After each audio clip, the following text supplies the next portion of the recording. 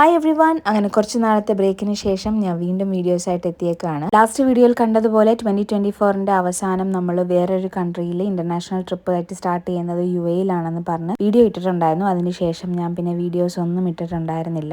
അതിന്റെ മെയിൻ കാരണം മടിയാണ്. നമ്മളിപ്പോൾ ഷിജാൻഡിയുടെ അടുത്ത് നിന്ന് നാട്ടിലെത്തിയിട്ട് ഏകദേശം 1 മാസം ആകാറായെങ്കിലും വ്ളോഗ്സ് ഒന്നും ഇടാത്തത് കൊണ്ട് തന്നെ നമുക്ക് കുറച്ച് സബ്സ്ക്രൈബേഴ്സ് ഉണ്ട്. അതിൽ ഭൂരിഭാഗവും നമുക്ക് അറിയാവുന്ന ഫാമിലി മെമ്പേഴ്സ്, റിലേറ്റീവ്സ്, നെയ്ബേഴ്സ് ഒക്കെ ആയതുകൊണ്ട് എല്ലാവരും ചോദിക്കുന്നുണ്ടായിരുന്നു വ്ളോഗ്സ് ഒന്നും ഇടുന്നില്ലേന്ന്. എൻ്റെ അടുത്ത് മാത്രമല്ല, ഷാസക്ക അടുത്തും ഉമ്മയെടുത്തും. അപ്പോൾ ബാക്ക് ടു UAE വ്ളോഗ്സ്. അങ്ങനെ അവിടെ ഉണ്ടായിരുന്ന വിശേഷങ്ങളും കാര്യങ്ങളും ഒക്കെ ആയിട്ടുള്ള വീഡിയോസ് എഡിറ്റ് ചെയ്ത് വേഗം ഇട്ട് തീർക്കാമെന്ന് വിചാരിക്കുന്നു. ഇൻഷാല്ല. നമ്മൾ ചെന്നതിൻ്റെ അന്ന് തന്നെയായിരുന്നു ബൈജോങ്ങളുടെ ഓഫ് ഡേയും. അതുകൊണ്ട് തന്നെ ഉച്ചയ്ക്ക് എല്ലാവരും ഒരുമിച്ചിരുന്ന് ഫുഡൊക്കെ കഴിച്ച് കുറച്ച് നേരം റെസ്റ്റ് എടുത്തതിന് ശേഷം വൈകിട്ടായപ്പോഴത്തേക്കും ദുബായിൽ ജുമേറ ബീച്ചിൽ പോകാമെന്നും പറഞ്ഞ് ബൈജോങ്ങൾ വിളിച്ചിട്ടുണ്ടായിരുന്നു. വീട്ടിൽ നിന്ന് ഇറങ്ങിയ സമയം ചായ് ടൈം ആയതുകൊണ്ട് നമ്മൾ വഴിയിൽ നിന്ന് ഒരു കടയിൽ കയറി സ്നാക്സും ചായയും കോഫിയും ഒക്കെ കുടിച്ച് കുറച്ച് നേരം അവിടെ ഇരുന്നതിന് ശേഷമാണ് ജുമേറ ബീച്ചിലോട്ട് പോയത്. അങ്ങനെ നമ്മൾ ഫാമിലി ഒക്കെ ആയിട്ട് അവിടെ പോയി കുറച്ച് നേരം ചില്ല് ചെയ്തു. നല്ല ക്വാളിറ്റി ടൈം സ്പെൻഡ് ചെയ്തു. കുറേ നല്ല ഫോട്ടോസ് ഒക്കെ എടുത്ത് കുറേ നാളുകൾക്ക് ശേഷമാണ് ഷിജാനിയുടെ ഹോൾ ഫാമിലി ആയിട്ട് ഞാൻ വീണ്ടും റീയൂണൈറ്റ് ചെയ്യുന്നത്. ഹൈസാബി ആണെങ്കിലും പൊന്നുവിന്റെയും ഷിജാനിയുടെയും കൂടെ നിന്നിട്ടുണ്ടെങ്കിലും